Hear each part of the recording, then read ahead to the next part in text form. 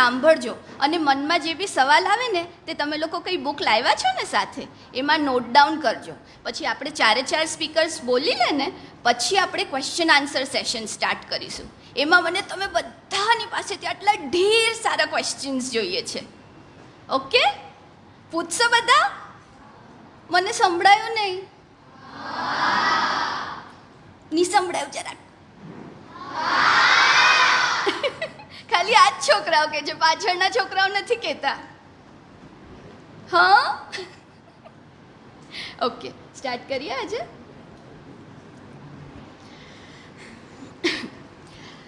નમસ્કાર વાચક મિત્રો.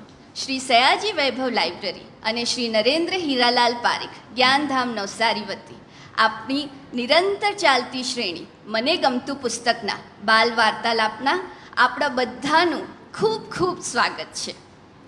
આપણે આજનું સેશન બિગિન કરીએ એની પહેલાં જરાક એક વાત પર વિચાર કરી જોઈએ. એકદમ ઇન્ટરેસ્ટિંગ વસ્તુ છે. હા, આંખ બંધ કરીએ અને વિચાર કરીએ કે આપણી વર્લ્ડમાં એવી કેટલી બધી શક્તિ છે જે ઇનવિઝિબલ છે પણ પાવરફુલ છે એકદમ. ફોર એક્ઝામ્પલ, ગ્રેવિટી, ગુરુત્વ આકર્ષણ. આપણે એને જોઈ શકીએ છીએ? નહીં, પણ એના બેસિસ પર આપણું આખું સોલાર સિસ્ટમ એક્ઝિસ્ટ કરે છે, રાઈટ? નેક્સ્ટ, હવા આપણે જોઈ શકીએ છીએ? નહીં, પણ એ જ તો આપણે બ્રીધ ઇન કરીએ છીએ, બ્રીધ આઉટ કરીએ છીએ. હા ને, એ તો પ્રાણ કહેવાય. યોગામાં કરાવે ને પ્રાણાયામ, અનુલોમ વિલોમ, રાઈટ? પછી ઇલેક્ટ્રિસિટી આપણે જોઈ શકીએ છીએ? નો, પણ આજની આપણી મોડર્ન વર્લ્ડ એના વગર ઇમેજિન કરવું ઇમ્પોસિબલ. હા ને? અને સાઉન્ડ આપણે જોઈ શકીએ છીએ? નહીં, પણ એના થકી આપણે એકબીજાની સાથે કમ્યુનિકેટ કરીએ છીએ. હા ને? મ્યુઝિકમાં, સંગીતમાં લીન થઈએ છીએ. એક નાના બાળકની કિલકારી સાંભળી શકીએ છીએ, રાઈટ? તો આજે આપણે અહીંયા બધા ભેગા થયા છીએ એવી જ એક invisible and yet very powerful ફોર્સના લીધે. Can any one of you guess what that force might be? એ છે ધ પાવર ઓફ બુક્સ. અક્ષર, શબ્દ, રિટન વર્ડનું જે પાવર છે તે પાવર ઇનવિઝિબલ છે. આપણે બુક્સ જોઈ શકીએ છીએ, એ શેલ્ફ પર બેઠી છે, રાઈટ? પણ રીડર્સને એ અલગ અલગ દુનિયાની સેર કરાવે છે. હા ને? એના પેજીસ છે, એના પાના છે તે સ્થિર બેઠા છે, પણ આપણને એ કલ્પનાને પાંખો આપે છે. એ મૌન રહે છે, પણ આપણા વિચારોમાં એક ક્રાંતિ લાવે છે.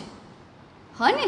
તો આજના આપણે 4 સ્પીકર્સ એવી 4 સરસ બુક્સની વર્લ્ડમાં બધું એક્સપ્લોર કરીને આવ્યા છે અને આજે આપણી સાથે પોતાના એક્સપિરિયન્સીસ એ લોકો શેર કરશે. તો બોલાવીએ આજના પહેલા વક્તાને. યસ, ચલો.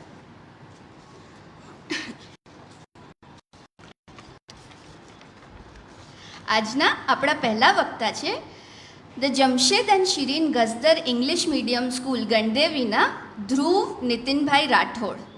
ધ્રુવ એ 10મા ધોરણમાં ભણે છે અને એને રીડિંગ અને સ્પોર્ટ્સનો શોખ છે. આજે છે ને ધ્રુવથી વધારે નર્વસ અને એનાથી વધારે ઈગર બીજું કોઈ નહીં હશે. કેમ ખબર છે તમને? કારણ કે એક સેકન્ડ, ધ્રુવને પછી બોલાવ કરી દો. ઓકે ઓકે, હા, ઓકે, નહીં તો ઓકે ઓકે. આજે છે ને ધ્રુવથી વધારે એક્સાઇટેડ અને એનાથી વધારે ઈગર કોઈ નહીં હશે. તમને આજે ધ્રુવ જે પુસ્તક પર વાત, લેખક શ્રી રમેશભાઈ પટેલ તે આપણી સમક્ષ બેઠા છીએ. એક જોરદાર તાલિયા હો જાય.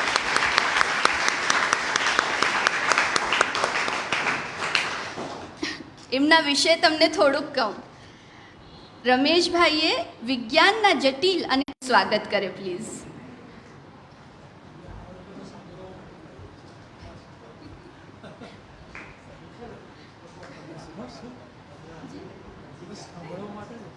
અમને હા કંઈ ફરી કોઈ વાર આવીશ, ફરી કોઈ વાર આવીશ. અત્યારે ખાલી આ લોકોને મહત્વ આપે. જી જી, પણ અમે ખાલી તમને હા ફેલિસિટેટ કરવા માંગીએ છીએ. હાજી.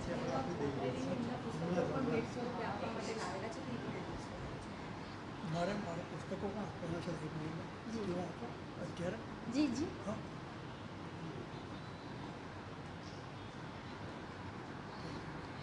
રમેશભાઈ આજના ચારે વક્તાઓને એન્કરેજ કરવા જ નથી આવ્યા, એમને પોતાની પુસ્તકો બી ભેટ રૂપે આપવા આવ્યા છીએ, લાઇબ્રેરીને આપવા આવ્યા છીએ.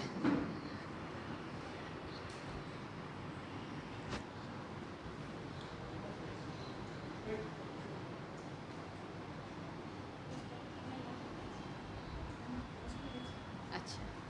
નવ પુસ્તકો છે. મારા પણ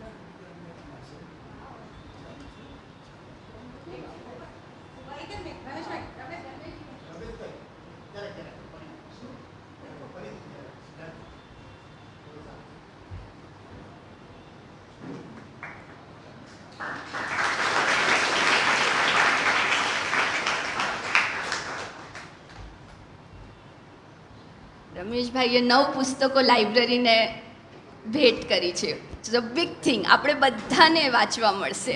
વાવ, I am amazed. Are you? Okay, ચાલો તો આજના હવે પહેલા વક્તાને બોલાવીએ. ધ્રુવ, રેડી છો? ઓકે, તો સ્ટાર્ટિંગ વિથ ધ્રુવ.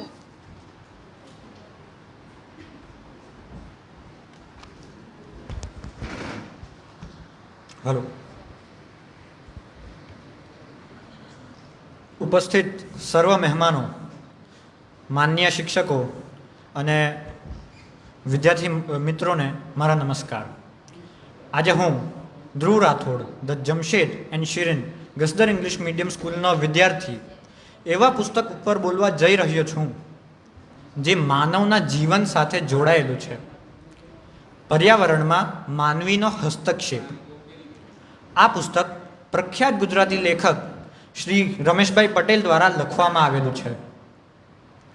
પુસ્તકના દરેક પાનામાં લેખક એક હદ સુધી નુકસાન કર્યું છે.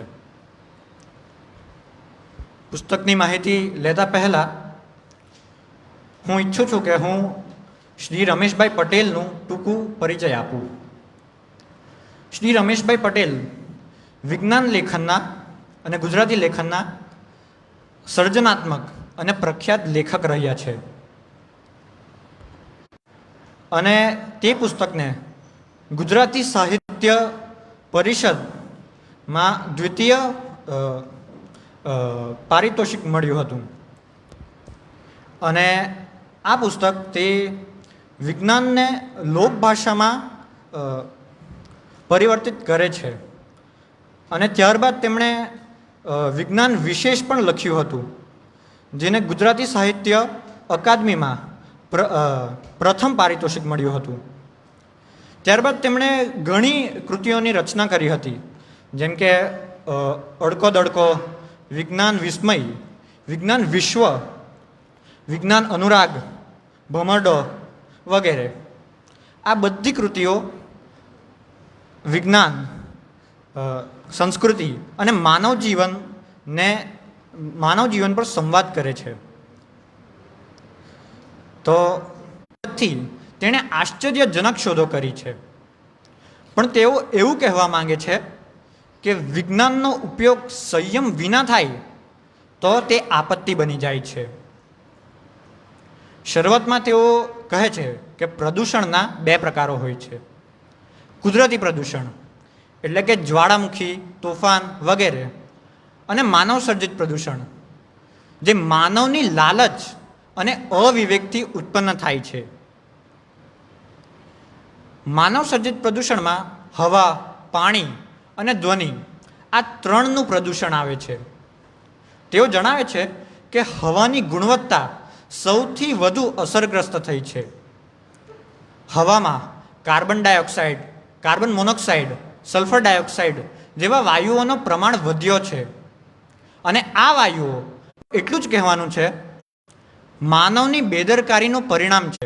તેઓ કહે છે કે વન પ્રકૃતિના ફેફસા છે.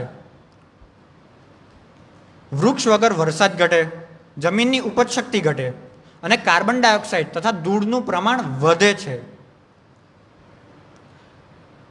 તેથી મારું તો એટલું જ કહેવાનું, મકાન, ખેતી અને કારખાનોના કારણે વૃક્ષો કાપીને ધરતીને નબળી બનાવી છે અને આની અસર ખેતી પર, જળમાં, વાયુમાં ખૂબ નજર આવતી છે. લેખક કહે છે કે વન વિનાશના કારણે ખેતી પર પણ ખૂબ અસર થયો છે અને જો વન વિનાશ રોકાશે નહીં તો ધરતી બાંસ બની જશે. લેખક શ્રી રમેશભાઈ પટેલ ઔદ્યોગિકરણ અને શહેરીકરણ આ બે વિષયોને ખૂબ સારી રીતે સંતુલિત કરે છે.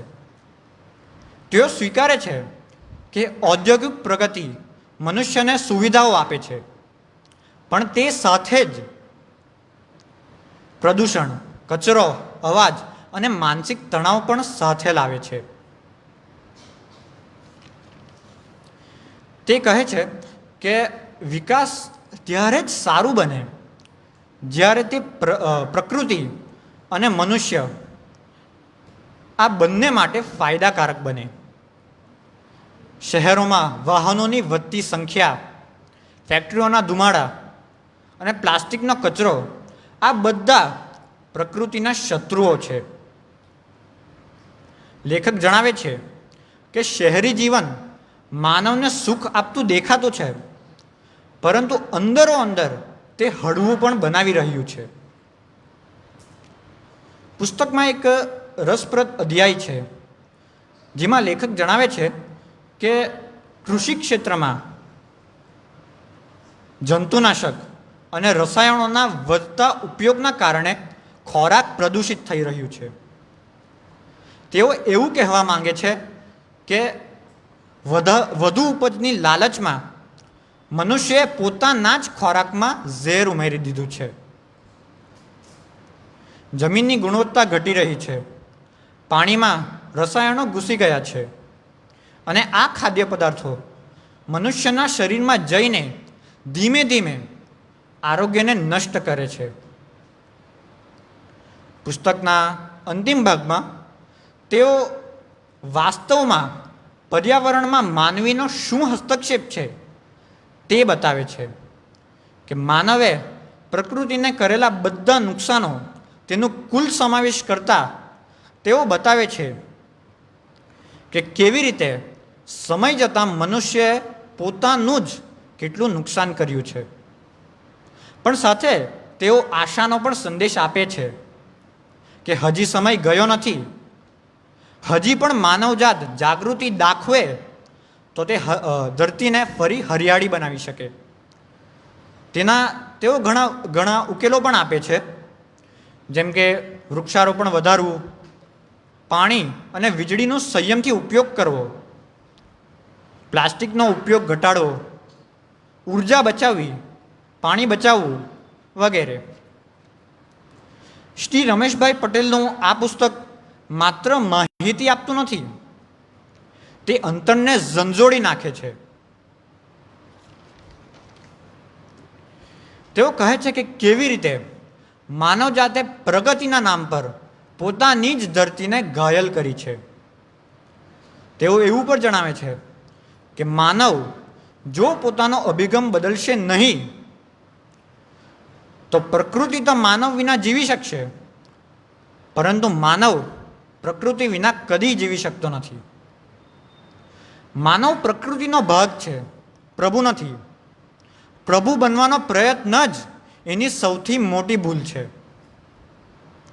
મિત્રો, પર્યાવરણમાં માનવીનો હસ્તક્ષેપ એક ચેતવણી છે, પણ સાથે આશાનો સંદેશ પણ છે.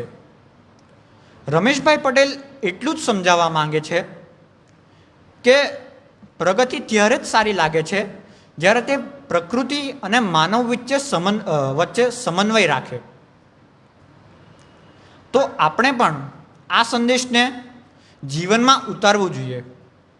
વૃક્ષારોપણ કરવું જોઈએ, પાણી બચાવવું જોઈએ, ઉર્જા બચાવવી જોઈએ અને ધરતીને ફરી હરિયાળી બનાવવાનો પ્રયત્ન કરવો જોઈએ. આ પ્રકૃતિને બચાવવાના કાર્યક્રમમાં અમારી શાળા પણ પોતાનું યોગદાન આપી રહી છે. આ વર્ષના ગણેશ ઉત્સવમાં અમારી શાળાના ધોરણ 6 થી 11ના વિદ્યાર્થીઓએ પોતાના ગામમાં અને બીજા ગામોમાં પણ જઈને ગણેશ પંડાલોમાં લોક જાગૃતિનું કાર્ય કર્યું હતું. તેઓએ પ્લાસ્ટિકનો ઉપયોગ ઘટાડવો અને પ્લાસ્ટિકના કારણે થતા નુકસાનોને લાગતી માહિતી પૂરી પાડી હતી અને પ્લાસ્ટિકના બદલે કઈ વસ્તુઓનો ઉપયોગ થઈ શકે તે માહિતી પણ પૂરી પાડી હતી. તો આ રીતે તેઓએ જનજાગૃતિ અભિયાનનું કાર્ય કર્યું હતું. તો આ સાથે આપણે પણ પ્રકૃતિને બચાવવા માટે જે પરેડ છે તેમાં ભાગ લેવો જોઈએ અને પ્રકૃતિને બચાવવાનો પ્રયત્ન કરવો જોઈએ. અને આ યાત્રામાં આપણે સૌએ પોતાનું યોગદાન આપવું જોઈએ.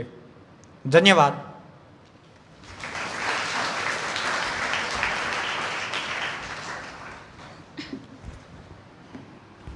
ધ્રુવ ખૂબ સરસ બોલ્યો. મને ખાતરી છે કે રમેશભાઈને પણ એકદમ પ્રાઉડ ફીલ થતું હશે અત્યારે. એકદમ સહેજતાથી તમારા બધા જ પોઈન્ટ્સ.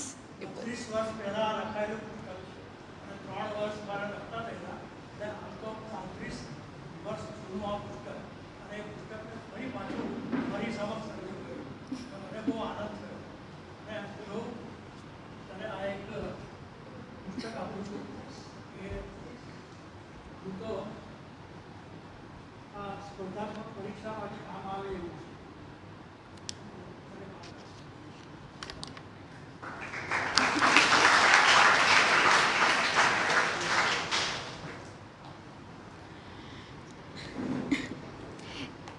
તમે સાંભળ્યું? રમેશભાઈને 3 વર્ષ લાગ્યા હતા આ બુક માટે. એમને બધું રિસર્ચ કર્યું અને લખ્યું, એમના થોટ્સ ઓન પેપર પ્રેઝન્ટ કર્યા અને આજે આપણને આટલા થોડાક સમયમાં એનું જે જિસ્ટ ઓફ ધ બુક છે તે આટલી સારી રીતના ધ્રુવે આપ્યું છે. Congratulations Dhruv and congratulations two Rameshbhai also.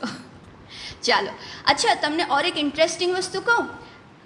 આપણે એન્વાયરમેન્ટની વાત કરીને કે કેવી રીતના હ્યુમન ઇન્ટરફિયરન્સના લીધે આપણે એન્વાયરમેન્ટને નુકસાન પહોંચાડીએ છીએ. તો એ વસ્તુ ખાલી આપણી અર્થ સુધી જ સીમિત નથી. તમને બધાને નેશનલ જ્યોગ્રાફિક ખબર છે ને? હા, તો એના એક એક્સપ્લોરર છે મોરીબા ઝા. એ છે ને એસ્ટ્રોડાયનામિસ્ટ છે. એટલે એ શું કરે ખબર છે? સ્પેસમાં જે ડેબ્રીઝ હોય ને તેના બારેમાં બધું રિસર્ચ કરે.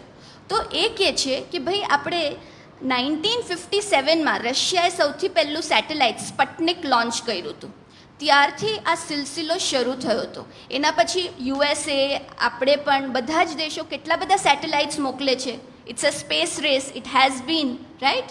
પણ એકવાર એ મોકલી દીધું, એનું મિશન કમ્પ્લીટ થઈ ગયું પછી એ તો ત્યાં ને ત્યાં જ રહે છે. એનું કેમેરા ચાલતું બંધ થઈ જાય, એના સિસ્ટમ્સ ચાલતા બંધ થઈ જાય અને તો પણ એ ત્યાં ઓર્બિટ કર્યા જ કરે. એન્ડ ઓવર ટાઈમ જેમ બધી વસ્તુઓ તૂટી જાય, ખરાબ થઈ જાય, એવું એમાં બી થાય. તો એ ત્યાં સ્પેસ ડેબ્રીઝ, સ્પેસમાં કચરો ભેગો થાય છે જે ઓર્બિટ કર્યા જ કરે છે. અને એના લીધે શું થાય છે? જે અત્યારે આપણે ફ્રેશ સેટેલાઇટ્સ મોકલીએ જેનાથી આપણને ટાઈમ, જેનાથી આપણે બધું ઇન્ટરનેટ પર કમ્યુનિકેશન, ટ્રાન્ઝેક્શન્સ કરી શકીએ છીએ, એ બધામાં આ પ્રોબ્લેમેટિક થઈ જાય. તો એ પણ વિચારવા જેવી વસ્તુ છે, એને પણ એડ્રેસ કરવાની જરૂર છે. રાઈટ? ચલો, હવે આપણે બોલાવીએ આજના આપણા સેકન્ડ સ્પીકરને. આજના આપણા સેકન્ડ સ્પીકર છે વિરલ જીતુભાઈ હળપતિ. વિરલ એ NB પટેલ SV સાર્વજનિક હાઈસ્કૂલ સરભોમાં ભણે છે. એને મોટા થઈને ડૉક્ટર બનવું છે. We have a doctor in the house.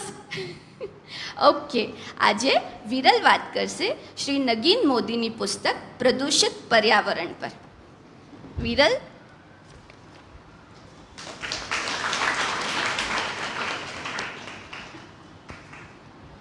નમસ્કાર મહાનુભાવો, શિક્ષકો તથા મારા વહાલા વિદ્યાર્થી મિત્રો.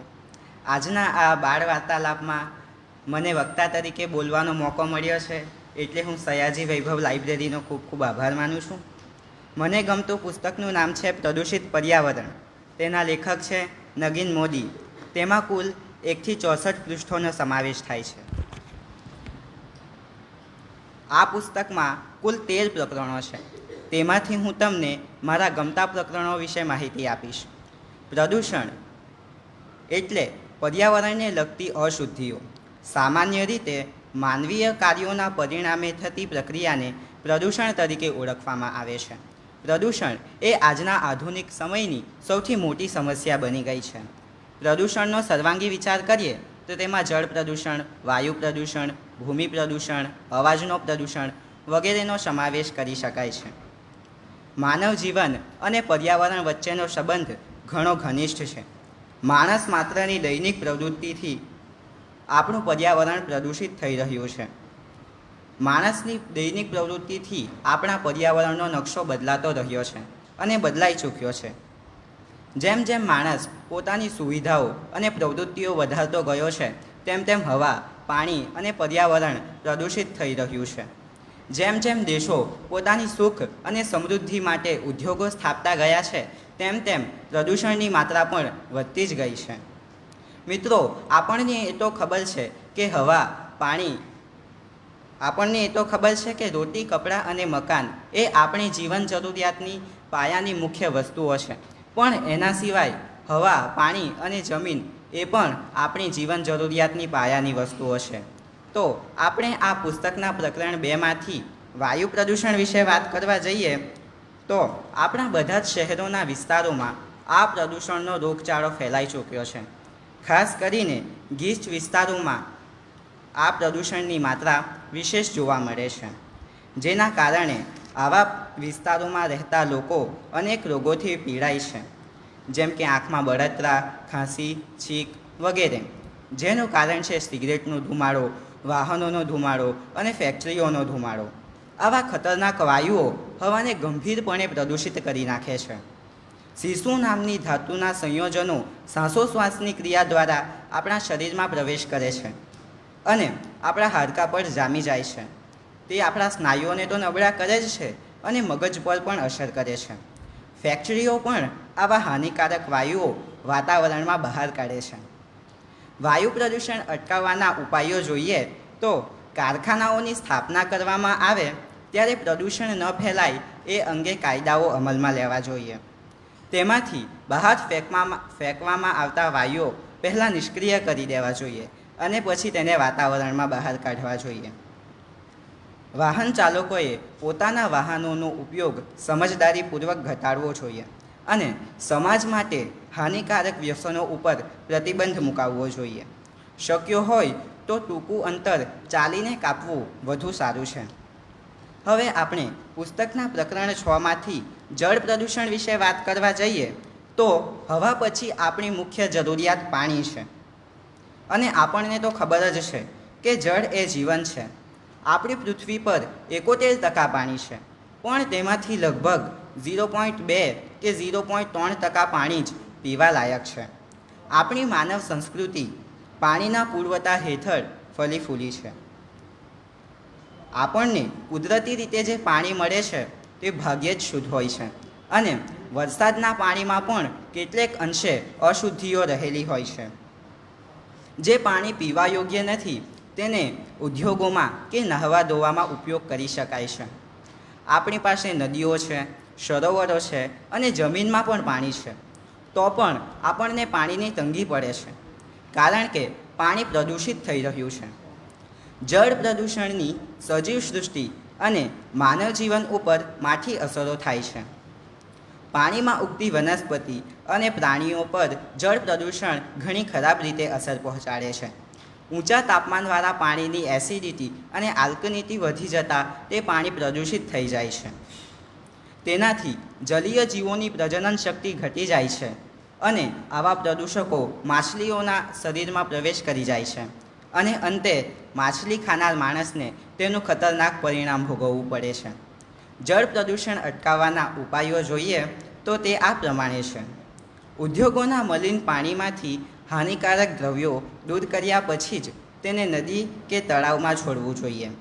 ઘર વપરાશના મેલા પાણી અને વરસાદના પાણીના ત્વરિત નિકાલ માટે સક્ષમ યોજનાઓ બનાવવી જોઈએ. વરસાદના પાણીનો સંગ્રહ કરવા માટે તળાવો, ડેમ, ચેકડેમ અને રેઇન વોટર હાર્વેસ્ટિંગ પ્લાન્ટ્સનો અમલ કરવો જોઈએ. હવે આપણે ભૂમિ પ્રદૂષણ વિશે વાત કરીશું. ભૂમિ પ્રદૂષણ વિશે વાત કરીએ તો ભૂમિ પ્રદૂષણ એટલે શું? જ્યારે આપણે જમીનમાં કચરો, પ્લાસ્ટિક, રસાયણો, જંતુનાશક અથવા ઉદ્યોગોના અશુદ્ધ પદાર્થો ફેંકીએ ત્યારે જમીન ધીરે ધીરે દૂષિત બની જાય છે, જેને આપણે ભૂમિ પ્રદૂષણ કહીએ છીએ. ભૂમિ પ્રદૂષણથી આપણને ઘણા બધા નુકસાન થાય છે. જમીનની ઉપજ શક્તિ ઘટી જાય છે, જેથી પાક ઉત્પાદકતામાં ઘટાડો થાય છે. છોડ અને પ્રાણીઓ પર તેની અસર પડે છે અને પાણીના સ્ત્રોતો પણ તેના લીધે ખરાબ થાય છે અને અંતે માણસના સ્વાસ્થ્ય પર તેની ખતરનાક અસર પડે છે. હવે આપણે એ પણ જાણવું જરૂરી છે કે આપણા નાના નાના પ્રયત્નો દ્વારા આ પ્રદૂષણને આપણે અટકાવી શકીએ છીએ. આપણે પ્લાસ્ટિકનો ઉપયોગ ઓછો કરવો અને પુનઃ ઉપયોગ કરી શકાય તેવી વસ્તુઓનો ઉપયોગ વધારવો. આપણે જ્યારે બજારમાં કંઈક વસ્તુ કે શાકભાજી લેવા જઈએ ત્યારે આપણે પોલિથીનનો ઉપયોગ કરતા હોઈએ છીએ. તેના બદલામાં આપણે કાપડની થેલીનો ઉપયોગ કરીએ તો તે વધુ સારું રહે. આપણે જૈવિક ખાતરનો ઉપયોગ વધારવો જોઈએ અને રાસાયણિક ખાતરનો ઉપયોગ ઓછો કરવો જોઈએ, કારણ કે જૈવિક ખાતરનો ઉપયોગ વધારવાથી આપણા રસોડાના ભીના કચરાનું પણ સારી રીતે નિકાલ શક્ય છે. અજૈવિક પદાર્થોનો ઉપયોગ બને તેટલો ઘટાડવો જોઈએ. હવે આપણે આ પુસ્તકના પ્રકરણ નંબર 9માંથી ધ્વનિ પ્રદૂષણ એટલે કે અવાજના પ્રદૂષણ વિશે વાત કરીશું. અવાજ અને ઘોંઘાટ વચ્ચે આસમાન જમીનનો તફાવત છે. નવજાત શિશુનું પ્રથમ રુદન, નીરવ શાંતિમાં કોયલનો ટહુકો, બુલબુલનું મધુર ગાન, રવિશંકરનું સિતાર વાદન, આ બધા અવાજ છે.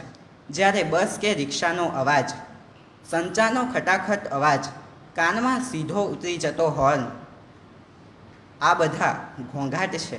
ઘોંઘાટ એ અવાજનું પ્રદૂષણ છે. ઘોંઘાટના અનેક ઉદ્ભવ સ્થાન છે, પણ તે મોટે ભાગે માનવ સર્જિત હોય છે. લાઉડ સ્પીકરમાંથી બહાર ફેંકાતા મોટા મોટા ભાષણો, ફિલ્મી ગીતોના મોટા અવાજો, માનવીની નાહકની બૂમાબૂમ, ઉત્સવના બૂમ બરાડા, આ બધા ધ્વનિ પ્રદૂષકો છે. આપણી અર્વાચીન સભ્યતાની ભેટ છે, પણ માણસ તેનાથી થાક્યો નથી, કારણ કે તે પોતે શું કરી રહ્યો છે તેની તેને ખબર નથી. આ અબુદ્ધ માણસ ઘોંઘાટ સર્જવામાં વીરતા સમજે છે અને તેને સર્જીને તેમાંથી આનંદ મેળવે છે. તે જાણે અજાણે એકબીજાને ત્રાસ આપે છે. ધ્વનિ પ્રદૂષણ એ પ્રાણીઓના સ્વાસ્થ્ય માટે પણ મોટામાં મોટો શત્રુ બની ગયો છે. ગામડામાં સુખ શાંતિથી જીવતો માણસ જ્યારે મુંબઈ જેવા મોટા શહેરમાં જાય ને ત્યારે એને ઘોંઘાટ એવો સ્પર્શી જાય કે તે અકળામણ અનુભવે છે. તે બેબાકડો બની જાય છે અને એનો જીવ રૂંધામણ અનુભવે છે. આ અકળામણ કે રૂંધામણનું સાચું કારણ એ સમજતો નથી. આજે માણસ જન્મથી મૃત્યુ સુધી ઘોંઘાટમાં જીવે છે.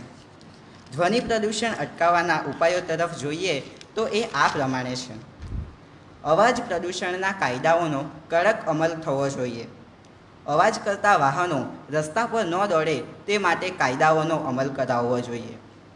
વનસ્પતિ અને વૃક્ષો ઊંચા અવાજને શોષી લે છે, તેથી વધુ વૃક્ષો વાવીને આપણે 10-15 ડેસિબલ સુધી અવાજને ઘટાડી શકીએ છીએ. ઘોંઘાટના નિવારણ માટે જનજાગૃતિ મહત્ત્વની છે. શાળાના અભ્યાસક્રમમાં ધ્વનિ પ્રદૂષણ સંબંધી વિષયોનો સમાવેશ થવો જોઈએ. માત્ર આ જ પુસ્તકમાં નહીં, પણ ઘણા બધા પુસ્તકમાં કહેવામાં આવ્યું છે કે વાતાવરણ સ્વચ્છ રાખો, જીવન સુખી રાખો. જો આપણે આજથી જ વાતાવરણને શુદ્ધ રાખવા નાના નાના પ્રયત્નો કરીશું તો આપણી આવતીકાલની પેઢીને શુદ્ધ હવા, પાણી અને વાતાવરણ મળી રહેશે. બસ અંતે એટલું જ કહીશ કે પર્યાવરણ બચાવો, જીવન બચાવો અને હંમેશા પુસ્તકો વાંચતા રહો. ગ્રંથ જ્યોતિ નમોસ્તુતે. અસ્તુ.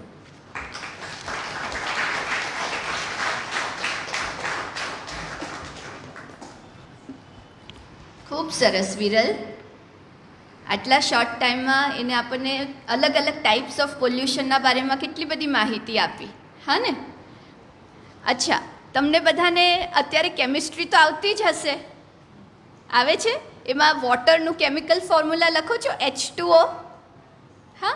પણ તમને ખબર છે વોટરનું ફોર્મ્યુલા D2O બી હોઈ શકે? સરપ્રાઇઝિંગ. તમને આઇસોટોપ્સ ખબર છે?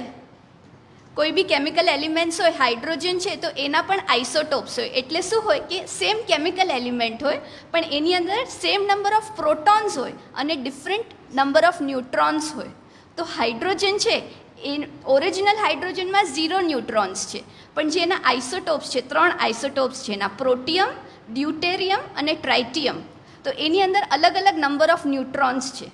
ઓકે, તો જે D2O આપણે કહીએ દેટ ઇઝ હેવી વોટર. અને વોટરનું મેલ્ટિંગ પોઈન્ટ 0 ડિગ્રી હોય ને, બોઇલિંગ પોઈન્ટ 100 ડિગ્રી હોય. તો એવી રીતના D2O વોટર જે છે, હેવી વોટર જે છે, એને અગર બરફ હશે તો મેલ્ટ થવા માટે 3.82 ડિગ્રી સેલ્સિયસ થશે, ત્યારે એ મેલ્ટ થશે. અને બોઇલ થવા માટે 101.4 ડિગ્રી થશે, તો એ બોઇલ થશે. ઇન્ટરેસ્ટિંગ છે ને?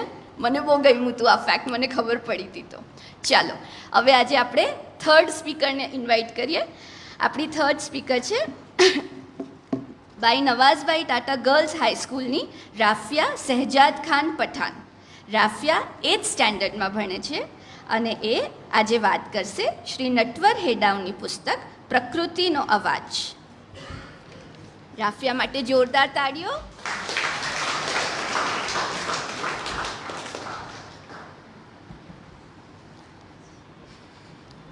પુસ્તક પ્રેમી મારા વહાલા વિદ્યાર્થીઓ અને ઉપસ્થિત બધાને મારા નમસ્કાર. મારું નામ પઠાણ રાફિયા શહેજાદ ખાન છે. મારી શાળાનું નામ બાઈ નવાઝભાઈ ટાટા ગર્લ્સ હાઈસ્કૂલ છે અને હું ધોરણ 8માં ભણું છું. મારી પુસ્તકનું નામ પ્રકૃતિનો અવાજ છે અને તેના લેખકનું નામ પણ નટવર હેડાવ છે. આ બધા જ પાઠમાંથી હું તમને થોડી ઘણી માહિતી આપીશ. આ મારી મનગમતી પુસ્તક છે. હું તમને એવી માહિતી આપીશ કે તમને મારી વાત સાંભળવાની ગમશે અને તમને આ પુસ્તક વાંચવાનું પણ ગમશે. તો સૌથી પહેલાં તો પહેલો પ્રકરણ એટલે કે પ્રકૃતિનો અવાજ. સૌથી પહેલાં તો પ્રકૃતિનો અવાજ એટલે કે શું? મિત્રો, તમને ખબર છે કે પ્રકૃતિનો અવાજ એટલે શું? કંઈ નહીં, તમને ખબર નથી તો હું કહીશ.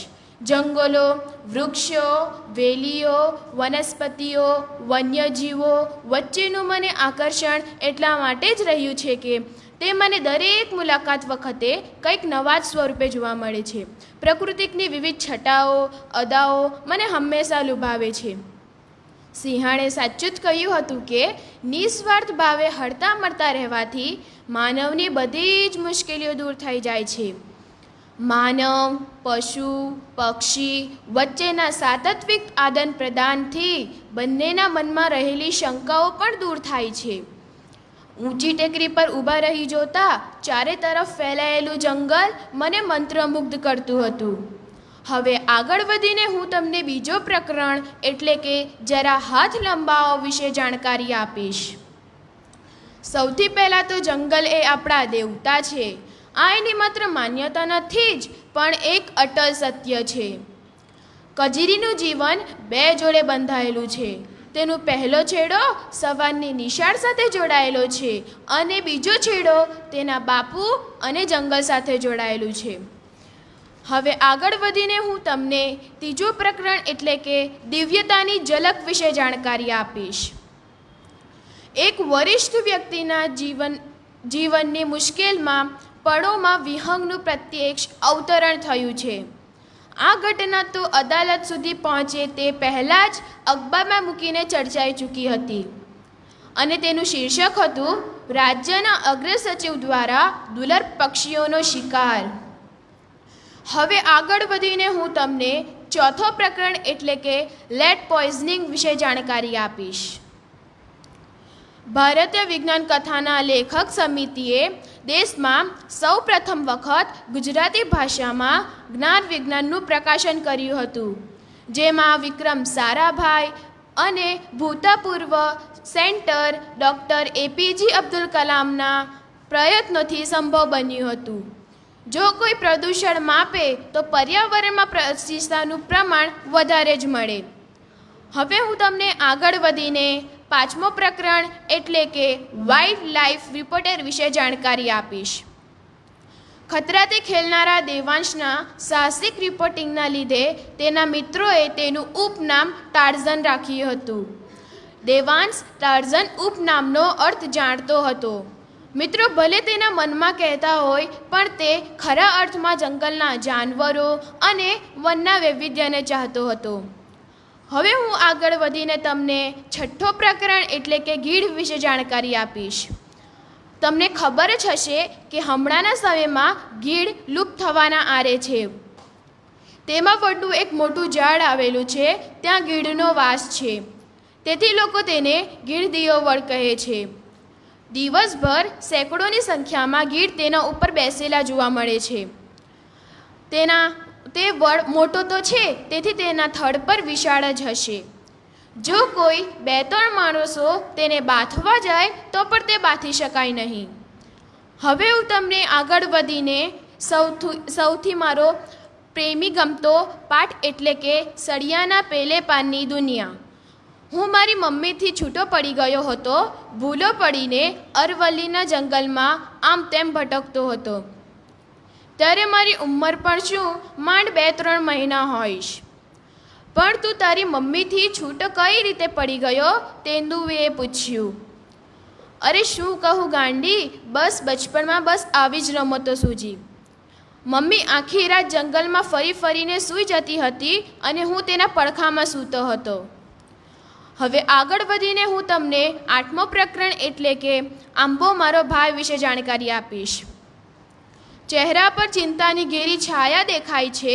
આંખોને નીચે કાળાશ અને ચહેરા પર કરચલીઓના નિશાન ઉભરાઈ આવ્યા છે. ચહેરા પર કાયમી સ્મિત જોવા મળતું હતું. પહેલાં તો તેમનો ચહેરો ઓજસ્વી તેજથી ચમકદાર હતો. તે સાથે એક રૂઆબ પણ જોવા મળતું હતું.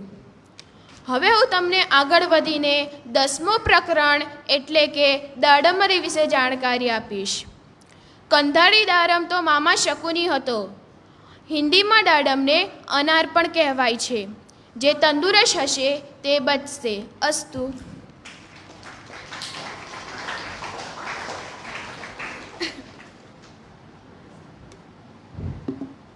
રાફિયા, આઈ લવ ધ કોન્ફિડન્સ. તમે લોકોએ નોટિસ કર્યું શું કોન્ફિડન્ટલી અને આખું એનું સ્પીચ આપી છે. વેરી ગુડ બેટા, શાબાશ.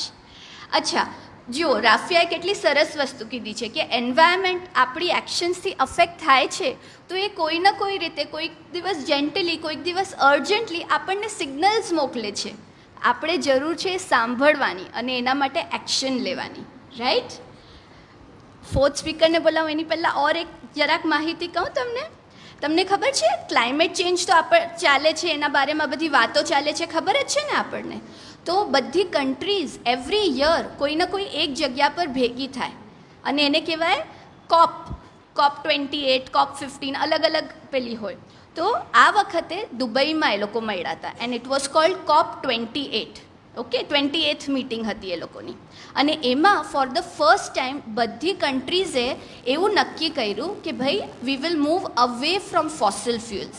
એટલે શું કે કોલ છે, ટ્રીઝ આપણે બર્ન કરીએ, ઓઇલ યુઝ કરીએ, ડીઝલ યુઝ કરીએ, એ બધું યુઝ કરીએ છીએ. એનાથી હવે આપણે દૂર જઈશું અને ઓલ્ટરનેટિવ આપણે સોલાર એનર્જી, વિન્ડ એનર્જી એ બધું વાંચીએ છીએ ને, તો એ બધા પર વધારે ડિપેન્ડ કરીશું ઇન્સ્ટેડ ઓફ ધીસ.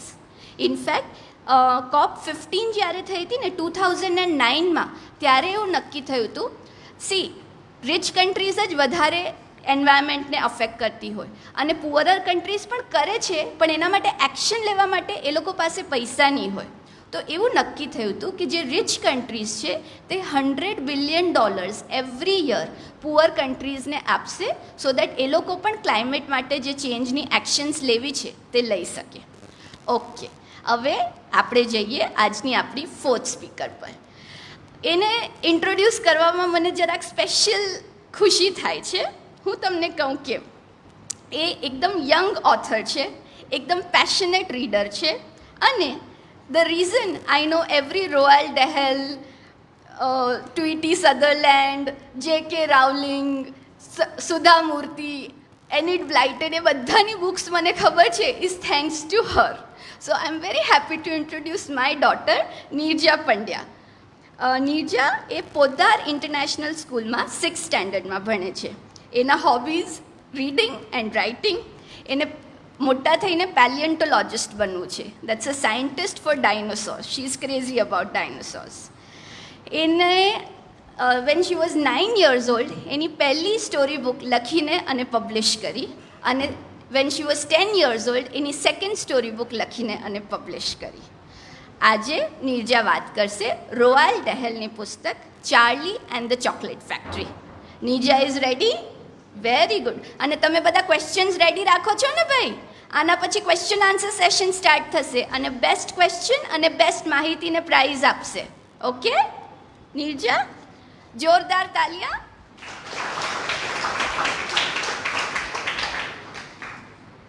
સુપ્રભાત. મારું નામ છે નીરજા પંડ્યા. હું પોદ્દાર ઇન્ટરનેશનલ સ્કૂલના 6થા ધોરણમાં ભણું છું.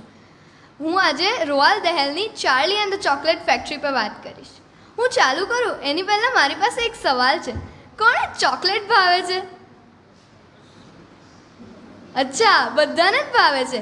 તો તમને આજના વાર્તાલાપમાં બહુ મજા આવશે, કેમ કે આપણે એવી દુનિયામાં જઈએ છીએ જ્યાં ચોકલેટ રિવર્સ, કેન્ડી ઇન્વેન્શન્સ અને ઇવન એવી ચ્વિંગમ છે જેનો કોઈ દિવસ ફ્લેવર જ નહીં જાય. પણ આપણે મિસ્ટર વિલી વોન્કાને મળીએ અને એમની મેજિકલ ચોકલેટ ફેક્ટરીમાં જઈએ એની પહેલાં હું તમને મારા 3 ફેવરેટ ઓથર સાથે ઇન્ટ્રોડ્યુસ કરાવું. એનિડ બ્લાઇટન, સુધા મૂર્તિ અને રોઆલ્ડ ડહેલ. 3 મેજિશિયન ઓફ વર્ડ્સ જે લોકો રીડિંગને આપણા માટે ફન બનાવી દે. એનિડ બ્લાઇટન તો ક્વીન ઓફ ચાઇલ્ડહુડ એડવેન્ચર્સ છે. એમને તો famous 5, secret 7, adventure series, mystery series અને વિશિંગ ચેર સિરીઝ જેવી મસ્ત બુક્સ લખી છે, એ બી 700થી વધારે. એમની બુક્સ વાંચીએ તો એવું લાગે કે આપણે બી કેરેક્ટર્સ સાથે પિકનિક્સ પર જઈએ છીએ, એડવેન્ચર્સ કરીએ છીએ અને મિસ્ટ્રી સોલ્વ કરીએ છીએ. પછી છે સુધા મૂર્તિ. એમની સ્ટોરીઝ તો વોર્મ અને કમ્ફર્ટિંગ હોય. એમને તો grandma's bag of stories, the magic drum, how I taught my grandmother to read અને બીજી કઈ બુક્સ લખી છે જે આપણને નોર્મલ લોકોના થ્રુ લાઈફ લેસન શીખવાડે છે. અને finally Roald Dahl, the wild witty wizard of words. એ ખાલી સ્ટોરીઝ કહે નહીં, એ આપણને એની વચ્ચે મૂકી દે. એમની રાઇટિંગ તો full of humour, imagination and just the right amount of mischief હોય. એમની સ્ટોરીઝમાં તો મટિલ્ડા છે, એક છોકરી જે એના માઇન્ડથી જ ઓબ્જેક્ટ્સને મૂવ કરી શકે. સોફી છે જે BFGને મળે છે, Big Friendly Giant. Mister Fox જે 3 ઇવલ ફાર્મર્સને ડિફીટ કરે છે. અને ઓફકોર્સ વિલી વોન્કાની ચોકલેટ ફેક્ટરી. મેં ચાર્લી એન્ડ ધ ચોકલેટ ફેક્ટરીને એટલે જ ચૂઝ કર્યું રિવ્યૂ કરવા, કેમ કે રોઆલ્ડ દહેલની બુક્સ મને હસાવે બી, વિચાર બી કરાવડાવે અને ડ્રીમ બી કરાવડાવે, બધું સાથે. તમને ખબર હતી રોઆલ્ડ દહેલ ઓથર બન્યા એની પહેલાં એ તો World War II RAF fighter pilot હતા. વિચારી શકો, ફ્લાઇંગ ફાઇટર પ્લેન્સથી ફ્લાઇંગ એલિવેટર્સ. એ તો નાના હતા તો કેડબરી માટે ચોકલેટ ટેસ્ટિંગ કરતા. ત્યાંથી જ એમને આ બુકની આઈડિયા આવી. એવું ડ્રીમ કરતા કે એવી ચોકલેટ બનાવશે જે એટલી અમેઝિંગ હશે કે કોઈ દિવસ મેલ્ટ જ નહીં થાય. એમની બીજી ફેમસ બુક્સ છે the witches, Danny the champion of the world, the twits, the giraffe and the pelly and me and Esio Trot. એમને ચિલ્ડ્રન્સ લિટરેચર માટે બહુ બધા અવોર્ડ્સ મળ્યા છે, પણ એમનો સૌથી મોટો અવોર્ડ તો એમના રીડર્સનો જોય છે. એક ફન ફેક્ટ, રોઆલ્ડ દહેલે 250થી વધારે ન્યૂ વર્ડ્સ ઇન્વેન્ટ કર્યા છે, જેવું કે ઉમ્પા લુમ્પા, સ્ક્રમ ડિડલી યમશિયસ અને વિઝ પોપ. ચાલો હવે આપણે મિસ્ટર વોન્કાની મેજિકલ ચોકલેટ ફેક્ટરીમાં જઈએ. આપણો હીરો છે ચાર્લી બકેટ, એક 10 વર્ષનો ગરીબ છોકરો જે એના મમ્મી પપ્પા, દાદા દાદી અને નાના નાની સાથે એક નાના અમથા ઘરમાં રહે છે. એ લોકો એ જ ટાઉનમાં રહે છે જે દુનિયાની સૌથી મોટી અને સૌથી ફેમસ ચોકલેટ ફેક્ટરી છે, વિલી વોન્કાની. એના દાદા તો પ્રાઉડલી એ જ ચોકલેટ ફેક્ટરીમાં કામ કરતા, જેની ચોકલેટ્સ આખી દુનિયામાં વેચાતી. એ ફેક્ટરી એટલી માર્વેલસ ચોકલેટ્સ બનાવતા કે બીજા બધા ચોકલેટ મેકર્સ સ્પાઇસ મોકલવા લાગ્યા, કંઈ ને કંઈ રેસીપી ચોરી કરી લેવા. જ્યારે મિસ્ટર વોન્કાને આ ખબર પડી તો એમને કીધું spies are everywhere, we shall have to close the factory. તો એમને ફેક્ટરી બંધ કરી દીધી. પણ એક દિવસ સવારે ફેક્ટરીઝની ચીમનીમાંથી સ્મોક નીકળતો હતો અને મશીન્સનો અવાજ આવતો હતો અને હવામાં ચોકલેટની સુગંધ હતી. તો બધા તો ગેટ પાસે ગયા એવું સમજીને કે મિસ્ટર વોન્કા એમના જૂના વર્કર્સને પાછું વેલકમ કરવા ત્યાં ઊભા હશે. પણ ગેટ્સ તો બંધ હતા જેઓ મહિનાઓ સુધી રહ્યા હતા. તો વર્કર્સ કોણ છે? એક દિવસ એ મિસ્ટીરિયસ વિલી વોન્કાએ એક વર્લ્ડ વાઇડ કોન્ટેસ્ટ ઓર્ગેનાઇઝ કરી. એમના નોર્મલ ચોકલેટ બાર્સમાં 5 ગોલ્ડન ટિકિટ છુપાવેલી હોય. જે બી એક શોધશે તેમની ફેક્ટરીનો ટૂર કરી શકશે. અને એટલું જ નહીં, એ લોકોને તો life time supply of chocolates બી મળશે. એ દિવસથી આખી કન્ટ્રી તો ચોકલેટ બાઇંગ સ્પ્રીમાં હતી. વિમેન શોપ્સમાં જઈને 10 વોન્કા બાર્સ બાય કરતા હતા. છોકરાઓ એ લોકોના પિગી બેંક્સ તોડીને પૈસા લઈને શોપમાં જતા હતા વોન્કા બાર્સ બાય કરવા. અને એક ચોરે તો આખી બેંકમાંથી ચોરી કરી, એ બી 1000 પાઉન્ડ્સની, જે ઇન્ડિયન મનીમાં તો 1,16,000 રૂપીઝ છે. એ બી ખાલી વોન્કા બાર્સ બાય કરવા. એક ઇંગ્લેન્ડના સાયન્ટિસ્ટે એક એવું મશીન ઇન્વેન્ટ કર્યું જે જોઈ શકે, જે ડિટેક્ટ કરી શકે કે એક ચોકલેટના બારમાં ગોલ્ડન ટિકિટ છે કે નહીં, એને ખોલ્યા વગર. ચાર્લીને બી ગોલ્ડન ટિકિટ શોધવી તો હતી. એની બર્થડે પર એની આખી ફેમિલી એને વોન્કાની વિપલ સ્ક્રમ્શિયસ ફજ મેલો ડિલાઇટ અપાવે છે. તો એ છે ને જરાક ઊભો રહી જાય છે એને ખોલવામાં. તો એની મમ્મી એના વિચાર સમજીને કહે છે કે you shouldn't be too disappointed if you don't find what you are looking for. તો એની નાની છે ગ્રેન્ડમા જોર્જિના, તે અગ્રી કરીને કહે છે yes, the thing to remember is that you steel have the chocolate. તો એના દાદા ગ્રેન્ડપા જો કહે છે just forget all about those golden tickets and enjoy the chocolate, why don't you do that. તો ચાર્લી ધીરેથી ચોકલેટ ખોલે છે પણ એમાં ગોલ્ડન ટિકિટ નહીં હોય. એક દિવસ એ વોન્કાઝ નટી ક્રંચ સરપ્રાઈઝ બાય કરે છે એના ગ્રેન્ડપા જોના સિક્રેટ હોર્ડમાંથી, પણ એમાં બી નથી હોતી. એ લોકો સાથે ખોલે છે અને બહુ નર્વસ હોય છે કે હોય તો, પણ એમાં નહીં હોય. એક દિવસ જ્યારે ચાર્લી સ્કૂલથી આવતો હોય તો એને રોડ પર 50 પેન્સનો કોઈન મળે છે અને એને બહુ ભૂખ લાગી હોય એટલે તરત જ શોપમાં જઈને એક વોન્કા બાર લે, ખાઈ જાય. એને થાય કે હજી તો બહુ બધા પૈસા બાકી છે, બીજું એક લઈ લો. લે અને ખોલે તો ચોકલેટની ઉપર લો એન્ડ બિહોલ્ડ ગોલ્ડન ટિકિટ છે. એ તો એ બી જોતો જ રહી જાય. શોપકીપર એક્સાઇટ થઈ જાય કે મારી જ શોપમાં મળી છે લાસ્ટ ગોલ્ડન ટિકિટ. તો બધા આજુબાજુથી બી લોકો આવી જાય જોવા. અને એક માણસ તો એને એવું બી પૂછે છે કે તું મને હું તને 50 પાઉન્ડ અને બાઇસિકલ અપાવું પણ તું મને ગોલ્ડન ટિકિટ આપશે? તો બીજી બાજુમાં વુમેન ઊભી હોય તે કે 50 પાઉન્ડ, હું તને 200 પાઉન્ડ આપું, 200 પાઉન્ડમાં આપશે? તો શોપકીપર બધાને સાઈડ પર કરીને કહે છે ચાર્લીને કે તું ભાગતો ઘરે જા અને કોઈને નહીં આપતો.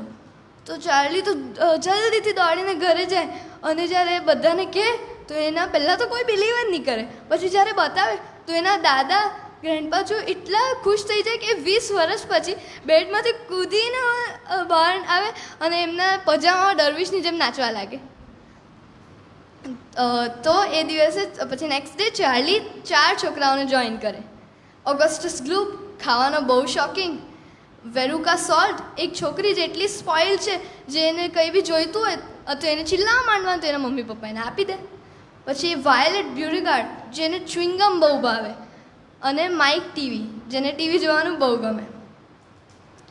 મિસ્ટર વોન્કા ત્યાં જાતે ગેટ પર એમને વેલકમ કરવા આવ્યા અને એ લોકો સાથે હેન્ડશેક કરે તો એટલું વિગરસલી કરે કે એ લોકોને તો એવું જ લાગે હાથ નીકળી જવાનો. તો એ ફેક્ટરીની અંદર લઈ જાય તો કોરિડોર્સ તો લાંબા પિંક કલરના હોય જેમાં એટલા વાઇડ હોય આખી કાર જઈ શકે. તો એ લોકો બહુ બધા રૂમ્સમાં જાય, chocolate room, inventing room, nut room. પણ ચોકલેટ રૂમ તો બહુ બ્યુટિફુલ હોય. એની તો વેલીમાં ગ્રીન મેડોઝ હોય અને એની વચ્ચોવચ્ચ તો ચોકલેટ રિવર હોય અને ત્યાં જે ટ્રીઝ, બુશીસ, ઇવન ફ્લાવર્સ બધું જ એડિબલ હોય. અને એના વર્કર્સ દેખાય છે ત્યાં જે છે ઉમ્પાલુમ્પાસ, જે એ લોકો એકદમ ડેન્જરસ બીસ્ટથી ભરેલી લેન્ડમાં રહેતા. પણ એ લોકોને છે ને કોકો બીન્સ બહુ ભાવતા પણ બહુ મળતા નહીં. તે ડેન્જરસ બીસ્ટ હતા તે એ લોકોને લેવા નહીં દેતા. પણ મિસ્ટર વોન્કા એ લોકોને છૂપછાપ એક રાતે લઈ આવ્યા હતા એમની ફેક્ટરીમાં. એક પછી એક બધા છોકરાઓ કંઈ ને કંઈ મિસચીફ કરે અને ડિસઅપિયર થઈ જાય. ઓગસ્ટસ ગ્લુપ ચોકલેટને રેઝિસ્ટ નહીં કરી શકે, એટલે ચોકલેટ રિવરમાંથી પીવા જાય, પણ પીતા પીતા અંદર પડી જાય અને એક તા પાઇપ્સ લટકતા હોય એની અંદર જતો રહે. કયા રૂમમાં? કંઈક તો સ્ટ્રોબેરી ફ્લેવર્ડ ચોકલેટ કોટેડ ફજના રૂમમાં. પછી વાયોલેટ બ્યુરીગાર્ડ નવી 3 કોર્સ મીલ ચ્વિંગમ ખાય અને મોટી બ્લૂબેરી બની જાય. વેરુકા સોલ્ટ ને કંઈક એક સ્ક્વિરલ્સ છે જે લોકો વોલનટ્સને શેર કરતા હોય, એ એને બહુ ગમે એટલે એને જોઈતી હોય, તો એ રેસ્ટ્રિક્ટેડ નટ રૂમમાં જાય અને ત્યાં સ્ક્વિરલ્સ એને અટેક કરે અને એને છે ને એના મમ્મી પપ્પા સાથે રબિશ ચૂટમાં નાખી દે. અને માઇક ટીવી આટલો આમ તો પેન્સિલ જેટલો નાનો થઈ જાય કેમ કે એ કંઈક સ્પેશિયલ રેઝની સામે ઊભો રહી જાય. મિસ્ટર વોન્કા રિયલાઇઝ કરે કે ખાલી ચાર્લી જ બાકી છે, તો એને કોંગ્રેટ્સ કે અને પછી એને એવું કે એ ટૂર એટલે જ હતો કે મિસ્ટર વોન્કા લાસ્ટમાં કોઈક છોકરાને ચૂઝ કરશે જેને એ ગમે છે, કેમ કે એ બી ગરડા થાય છે અને એમને એક છોકરો જોઈએ છે સ્પેસિફિકલી જે એમના પછી ફેક્ટરીને એમની રીતથી રન કરશે. તો એ લોકો 3 જણા ચાર્લીના ઘરે જાય છે ગ્રેટ ગ્લાસ એલિવેટરમાં, જે આખું જ ગ્લાસથી બન્યું છે અને એનામાં તો દિવાલ પર બી અને સીલિંગ પર બી બટન્સ છે અને એ ફેક્ટરીની અંદર તો કોઈ બી રૂમમાં પણ ઇવન બહાર બી કશે જઈ શકે. તો એવી રીતના જ મિસ્ટર વોન્કા, ચાર્લી અને ગ્રેન્ડપા જો ચાર્લીના ઘરે જાય એના બીજા ફેમિલીને લાવવા. એ લોકો ગ્રેન્ડ પેરેન્ટ્સનું બેડ એલિવેટરમાં પુશ કરે અને મિસ્ટર એન્ડ મિસિસ બકેટને બી લઈ આવે અને એ લોકો મિસ્ટર વોન્કા ઉપર જવા લાગે. તો ચાર્લી પૂછે કે મિસ્ટર વોન્કા તમે ઉપર કેમ જાઓ છો? તો મિસ્ટર વોન્કા કે અરે ફેક્ટરીમાં બીજો હોલ કરવા, આપણે ઉપર જલ્દી જઈએ ને પછી નીચે આવી. તો ચાર્લી કે બીજો હોલ કેમ કરો છો? એક બહારમાં કર્યો તો કરો. તો મિસ્ટર વોન્કા શું કે 2 holes are better than 1. Ask any mouse you like. તો એ લોકો ઉપર જતા હોય અને જ્યારે ગ્રેન્ડમાં જોસેફિન છે ચાર્લીની દાદી તે નીચે જોવે એમને નોર્થ અમેરિકા ચોકલેટ બાર જેટલું નાનું દેખાય. તો એ થઈ જાય કે આ શું કરે છે આ મિસ્ટર વોન્કા. તો એમને પકડી લે અને જોરમાં હલાવવા લાગે. એમને લાગે કે એ તો ગાંડા થઈ ગયા છે, પણ એ તો રોંગ ટાઈમે હલાવવા લાગે એમને, કેમ કે ત્યારે એમને એક બટન દબાવવાનું જે લોકોને નીચે જવામાં એ કરે. પણ ચાર્લીને ભલે કે બટન દબાવવાનું, ચાર્લી દબાવે બી પણ ત્યાર સુધી એ લોકો અર્થના ઓર્બિટમાં પહોંચી ગયા જ્યાં મૂન ફરતો હોય. પણ એ સ્ટોરી તો બીજી વાર્તાલાપ માટે હશે. એ તો ચાર્લી અને ગ્રેટ ગ્લાસ એલિવેટરમાં છે. આ અમેઝિંગ સ્ટોરી તો 2 હોલિવૂડ મૂવીમાં બની હતી. મારો ફેવરેટ ડાયલોગ છે, "There's enough chocolate in there to fill every bathtub in the entire country and all the swimming pools as well. Isn't it terrific?"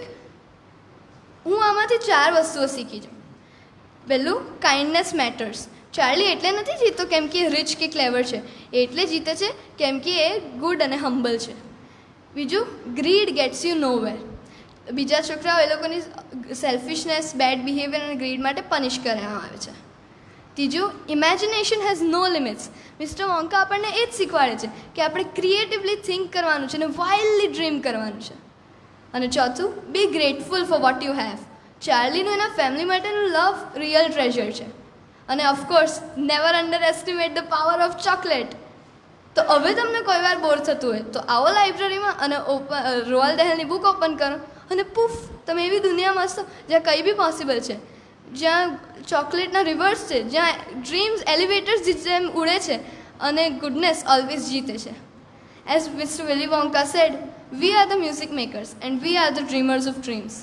So let's keep dreaming, keep reading and keep imagining, because the biggest adventures often begin on the smallest pages of a book. Thank you. અને હવે મારે chocolate બી ખાવી પડશે.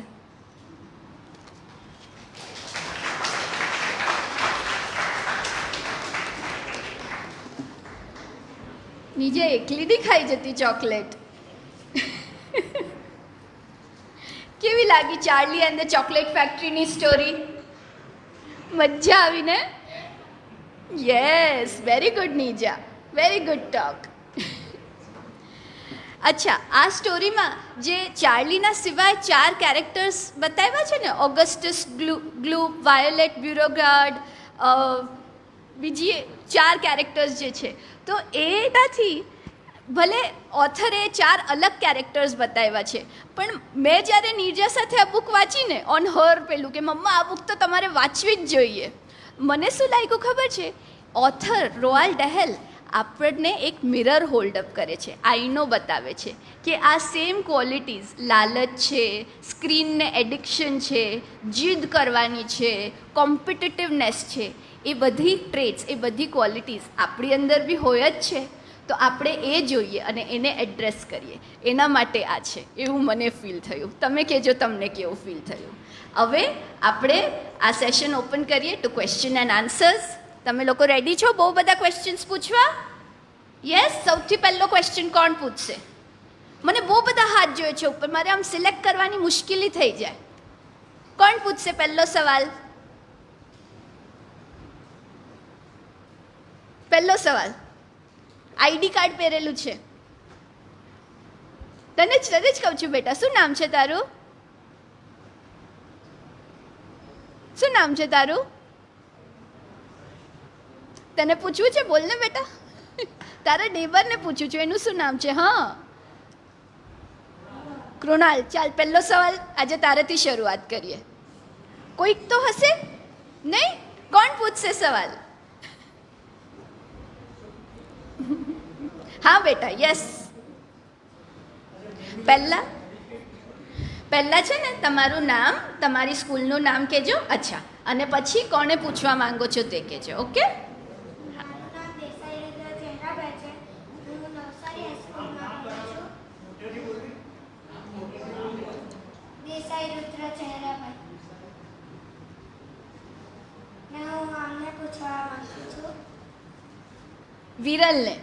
વિરલને પહેલો સવાલ પૂછવા માંગે છે. વિરલ, માનવી અને વનસ્પતિ વચ્ચેનો સંબંધ શું છે? માનવી અને વનસ્પતિ વચ્ચેનો સંબંધ મિત્રતાનો સંબંધ છે, કારણ કે વનસ્પતિ આપણને જીવનનો શ્વાસ આપે છે અને એમના ફળ, ફૂલ અને છાંયડાઓ આપે છે. આપણા ઘણા બધા ગ્રંથોમાં તો વૃક્ષોને આપણા મિત્રો કહેવામાં આવ્યા છે અને આપણે મોટા વૃક્ષોમાંથી ઘણું બધું શીખવાનું હોય છે, જેમ કે પરોપકારિતા. વૃક્ષો અને વનસ્પતિઓ પોતે તડકામાં ઊભા રહીને આપણને છાંયડો આપે છે. માનવ જીવન, માણસો માટે અને વનસ્પતિ માટે આવો સંબંધ કંઈક રહેલો છે.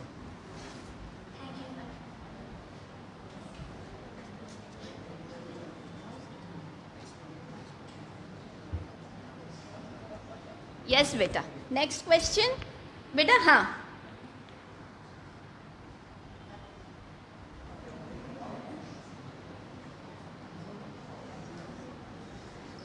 મારું નામ ટેન્ડેલ વેક્સી છે. હું ધોરણ 7માં અભ્યાસ કરું છું.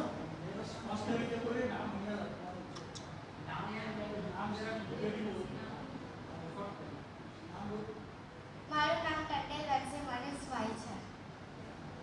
અને પહેલા નામ પછી અટક. આ તો આપણને અંગ્રેજો અટક આપી ગયા ને. નામ એટલે નામ. વંશી ટંડેલ. વેક્સી મારું ટંડેલ. નામ બોલવાની જરૂર નથી. વંશી ટંડેલ. ફર્સ્ટ નેમ પહેલા બોલો બેટા તમારું, અને ક્લિયરલી બોલો.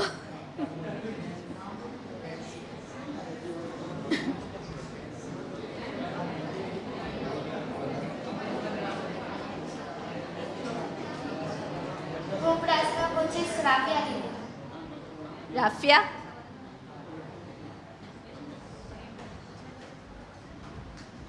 દિવ્યતાની ઝલક એટલે શું? દિવ્યતાની ઝલક એટલે કે જંગલ છે ને, સૌથી પહેલાં તો જંગલ એ આપણા દેવતા જ છે, આ એની માત્ર માન્યતા નથી જ. બીજો સવાલ. બીજા કોઈ પ્રશ્ન? પણ આ પ્રશ્નના જવાબથી તમને સેટિસ્ફાઈડ છો? દિવ્યતાની ઝલક એટલે શું? જે પ્રશ્નનો જવાબ આપ્યો એનાથી સંતોષ થયો ને તમને? અને આ 4 વક્તાઓ જે બોલી ગયા એમાં પર્યાવરણ જ અગત્યનું છે. એના રક્ષણ માટે આ લોકોએ ઘણી બધી ચિંતા કરી છે. બસ તમારા જેવડા જ છે, છતાં પણ અત્યારથી પર્યાવરણની એ લોકો ચિંતા કરે છે. પાણી એટલે water is an elixir of life પાણી તો આપણા જીવનનો અમૃત છે. પાણીનો પણ આપણે કરકસરયુક્ત ઉપયોગ કરવો જોઈએ. પાણી બચાવવા માટે શું કરવું જોઈએ? કે ભાઈ પ્લાસ્ટિક અત્ર તત્ર સર્વત્ર બધે પ્લાસ્ટિકના ઢગલા જ જોવા મળે છે. તો પ્લાસ્ટિકનો ઉપયોગ આપણે ઓછો કરીએ. ઘરની અંદર પણ હું જ્યારે શાકભાજી લેવા જાઉં છું ત્યારે કાપડની થેલીનો ઉપયોગ, અત્યારે એક ભાઈએ કહ્યું કાપડની થેલીનો ઉપયોગ કરવો જોઈએ. આમાં જે બીજા પુસ્તકોના લેખકો છે એ પણ મારા મિત્ર જ હતા.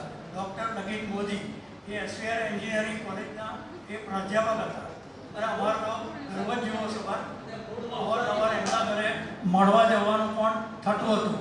એટલે અને નતો હેડા એ પણ એક ટીચર જ છે અને એ તો ગુજરી ગયા. એટલે આ બધા અમારા જે લેખક મિત્રો છે એ પણ અમે સદેહે જોયા છે. એટલે આ બે તો નથી, આ સદેહે હજુ છીએ. એટલે હજુ સ્વસ્થ સારું છે. 80 વર્ષની ઉંમર છે પણ અત્યારે બીજી કોઈ તકલીફ નથી. મારા તો આમ તો 130 જેટલા પુસ્તકો પ્રગટ થયા છે. સાહિત્ય પરિષદ, સાહિત્ય અકાદમી, પ્રેમાનંદ સાહિત્ય એવોર્ડ, પછી ગીરા ગુર્જરી મુંબઈનો એવોર્ડ અને અત્યારે મારા હાસ્યના પુસ્તકને પણ ગુજરાત તરફથી કુમાર આર્ટ ફાઉન્ડેશન તરફથી શ્રેષ્ઠ હાસ્યના પુસ્તક તરીકે પણ પારિતોષિક મળ્યું. આમ તો હું સાયન્સ ટીચર છું. મારો ગણિત અને વિજ્ઞાનનો વિષય છે, છતાં પણ મારું સાહિત્યની અંદર પ્રદાન છે. અને મારા ગુરુ છે ડૉક્ટર ગુણવંત શાહ સાહેબ, એમને મને લખતો કરેલો. અત્યંત ચિંતક માણસ છે અને અત્યારે એમની સ્વાસ્થ્ય ઘણું નબળું છે. અમે અવારનવાર મળવા પણ જઈએ છીએ. મારા ગુરુ છે. બીજા કાવ્ય ક્ષેત્રે કરશનદાસ લુહાર એક સામાન્ય પ્રાથમિક શાળાના 1 થી 4 ધોરણના શિક્ષક હતા, પણ બહુ સારા કવિ કરશનદાસ લુહાર. એના બધા કાવ્યો પણ તમારા બાળ કવિતામાં પણ ભણવામાં આવી ગયા હશે. એટલે આ રીતે તમને મળીને આનંદ થયો. મારે ખાસ તો આ બધા મિત્રોને સાંભળવા હતા. રમેશભાઈ, આ બાળક પણ ક્વેશ્ચન પૂછવા માંગે છે. શું હા બોલો?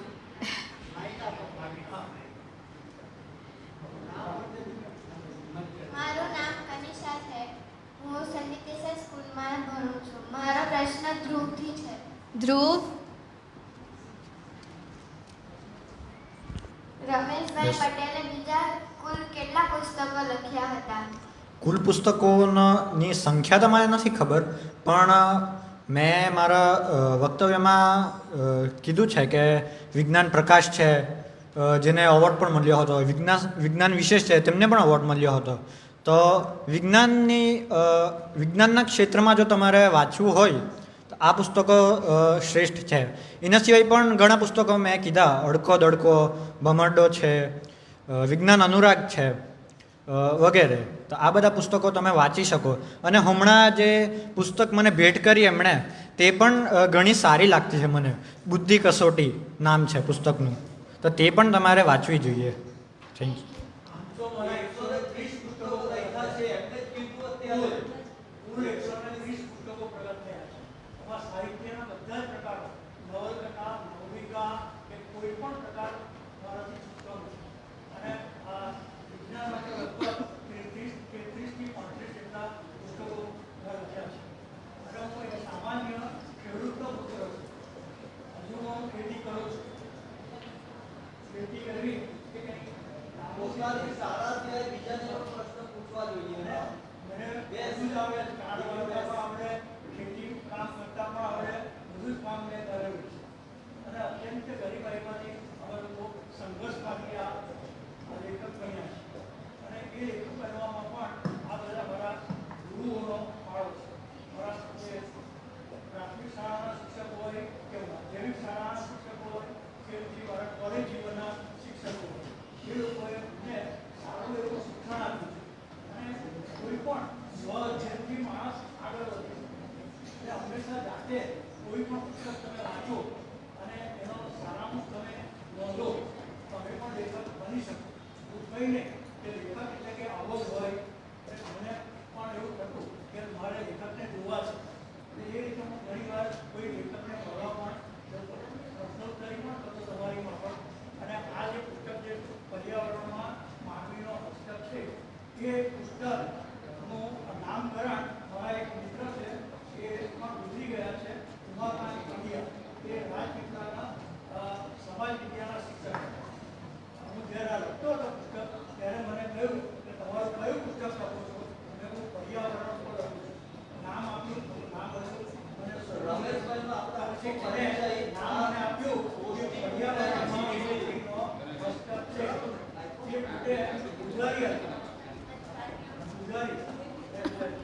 લાઇબ્રેરીમાં સેવા કરે ને તો પૂજારીનો દંડો કરતા અને શિક્ષક નિવૃત્ત થયા અને પછી પૂજારી અને પછી તો એ બાવા પણ બની ગયેલા ભૂલી ગયા. પછી તમારો આખો પરિચય કરીએ. ના ના કઈ નહીં નથી. નામ તો વૈષ્ણવ પૂછે. મારું નામ રુદ્ર ચહેરાભાઈ દેસાઈ છે. હું ધ્રુવભાઈને પૂછવા માંગુ છું.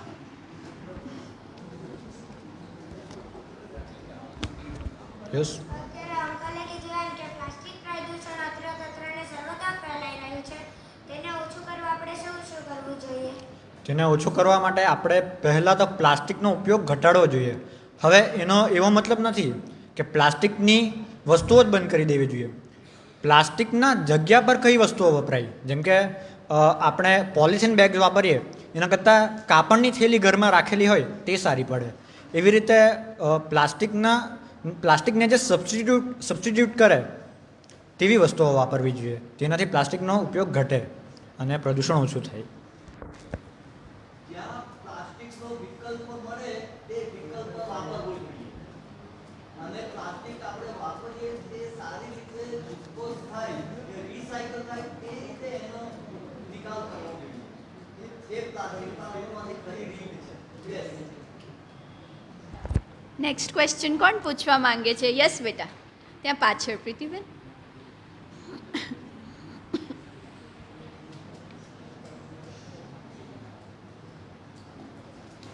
પહેલા સ્પષ્ટ રીતે તારું નામ કહેજે બેટા. મારું નામ પઠાણ નરગીસ છે. નરગીસ પઠાણ છે. નરગીસ. હા, હું ધ્રુવભાઈને સવાલ કરું. બધા ધ્રુવભાઈને સવાલ કરે છે. યસ. પ્રકૃતિના સ્ત્રોત કયા છે? પ્રકૃતિના સ્ત્રોત તમારો પ્રશ્ન જરા સમજાવવા માંગશો?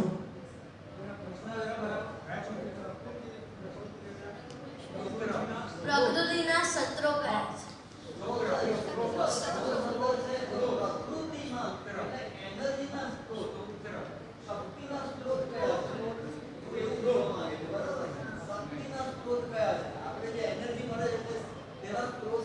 સોર્સિસ.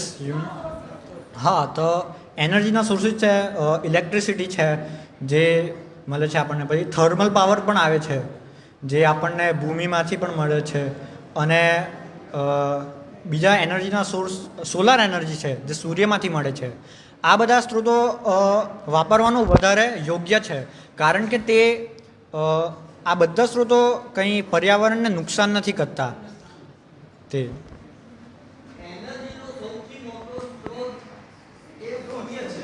સૂર્ય. યસ.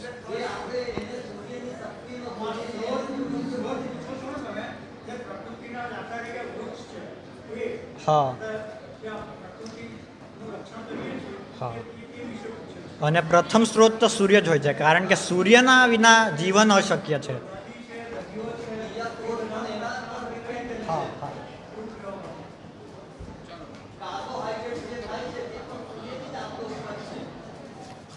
મારું નામ આલોક પરેશભાઈ પંચાલ છે. હું નવસારી. મારો સવાલ નિર્જાનો છે. નીજા.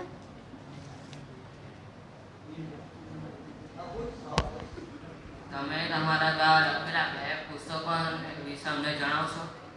હા, મારો પહેલો પુસ્તક જે મેં 9 વર્ષે લખેલો એનું નામ છે હેલોઇન મિસ્ટ્રી. એ અહીંયા કશે છે લાઇબ્રેરીમાં, મેં ગિફ્ટ કર્યો છે. એનું એવું છે સ્ટોરી કે એક છોકરી છે, એ લોકો છે ને હેલોઇનના દિવસે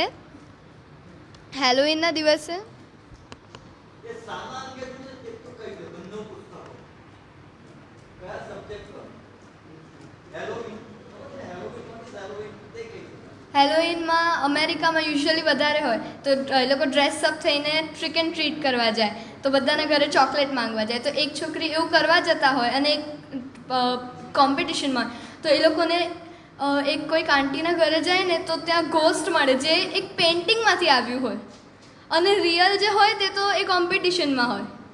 અને બીજી મારી બુક છે જે 10 યર્સે લખેલી છે મેં, એનું નામ છે ફેન્ટાસ્ટિક ફેરીલેન્ડ. તેમાં એવું છે કે 2-3 છોકરાઓ છે, એ લોકો એક ટ્રેપડોરમાંથી ફેરીલેન્ડમાં જાય છે અને એક ફેરીને મળે છે અને ત્યાં એડવેન્ચર કરે છે. મહત્વની વસ્તુ એ છે કે વાંચવાની ઉંમર એને લખેલું છે આપણે તાળીઓથી વધારી દઈએ.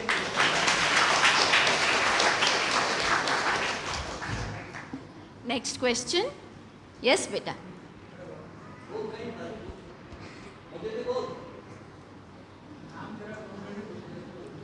મારું નામ દ્રષ્ટિ છે. દ્રષ્ટિ. હું વિરાલભાઈને પૂછું છું.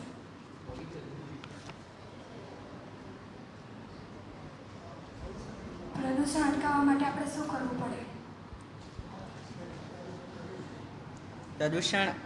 પ્રદૂષણ અટકાવવા માટે આપણે ઘણા મોટા પ્રયત્નો તો નથી કરી શકતા, પણ આપણે નાના છીએ એટલે નાના પ્રયત્નો કરી શકીએ છીએ.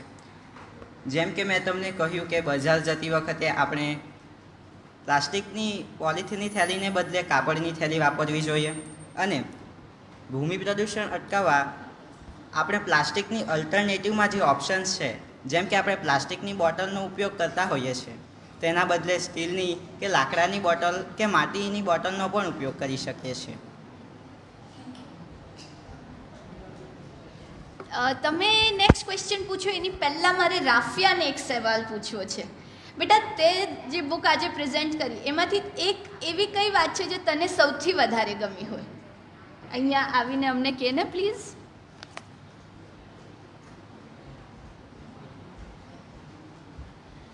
મને ગમી તો 7મો પ્રકરણ કેસરિયાના પેલે પાનની દુનિયા, કારણ કે મને આ દુનિયા તો મને ગમતી જ છે, પણ મને બીજે કશે જવું છે. ખૂબ સરસ. યસ બેટા, તારો સવાલ. મારું નામ હસનૈન શેખ છે.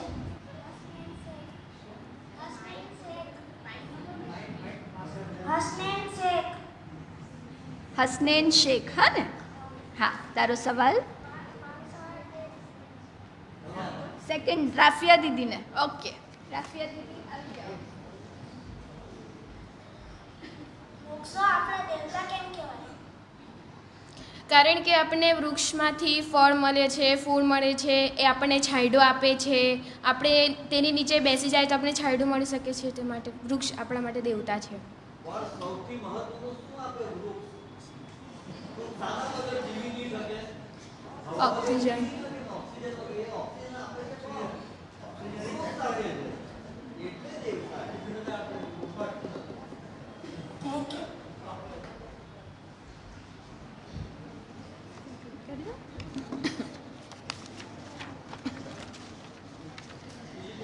આજે આપણે બેટા નેક્સ્ટ ટાઈમ હવે આ પતી જાય પછી આપણે એમ જ પૂછી લઈશું, હા ને? હા, આ સેશન પતી જાય પછી પૂછી લઈએ ઓથર્સને, વક્તાઓને ડિરેક્ટલી જ. આજે આપણે 4 ડિફરન્ટ બુક્સની દુનિયામાં આપણા વક્તાઓના થ્રુ ગયા, રાઈટ? અને દરેક બુકમાંથી એક અલગ અલગ વસ્તુ આપણને મળી છે. પર્યાવરણમાં માનવીનો હસ્તાક્ષેપમાંથી આપણે શીખ્યા કે એન્વાયરમેન્ટ કોઈ બહારની વસ્તુ નથી, એ આપણી અંદર બી છે. આપણે એના એક અભિન્ન ભાગ છીએ.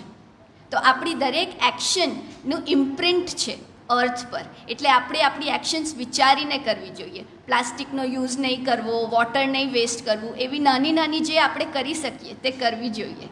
પ્રદૂષિત પર્યાવરણ આપણને યાદ અપાવ્યું કે પોલ્યુશન એ ખાલી કોઈ સાયન્ટિફિક પ્રોબ્લેમ નથી, એ એક હ્યુમન પ્રોબ્લેમ છે. આપણે દરેકને એ લાગે વળગે છે, આપણે એનાથી અફેક્ટ થઈએ છીએ. એટલે આપણે પોલ્યુશન નહીં કરીએ કે ઓછામાં ઓછું કરીએ અને વધારે વૃક્ષો વાવીએ, એ આપણે ધ્યાન રાખવાની જરૂર છે. ત્રીજી બુક પ્રકૃતિનો અવાજથી આપણે જાણ્યા કે પ્રકૃતિ આપણને સિગ્નલ્સ આપે છે, કોઈકવાર જેન્ટલી, કોઈકવાર અર્જન્ટલી, કે ભાઈ આ વસ્તુ તમે કરો છો એનાથી એન્વાયરમેન્ટ ડેમેજ થાય છે. તો we have to listen to nature and we have to stop those actions, damaging actions. અને ચોથી book Charlie and the chocolate ફેક્ટરીથી આપણે શીખ્યા કે બુક્સ આપણને શેપ કરે છે. એમાં જે કેરેક્ટર્સ છે એ લોકો the choices that they make, એનાથી આપણને ખબર પડે છે what kind of choices we should be making in our lives. પાત્રોને જોઈને આપણે પોતાને ઓળખવાનું શીખીએ છીએ. And that is the real power of reading. આપણા 1 કલાકના આ વાર્તાલાપમાં આપણને આ કેટલી ઇમ્પોર્ટન્ટ વસ્તુઓ જે આપણને આખી લાઈફ કામ આવી શકે એવી મળી ગઈ છે. So when awareness grows, responsibility વધે છે. વેન ઇમેજિનેશન ગ્રોઝ, તો એમ્પથી વધે છે, સંવેદના વધે છે. અને જ્યારે બાળકો એ બંને વેલ્યુઝ સાથે મોટા થાય છે તો આખી દુનિયા ચેન્જ થાય છે. સો keep reading, keep thinking and keep shaping. All the very best. And congratulations to all the 4 speakers, their schools, principals, teachers, parents, everybody. Thank you so much.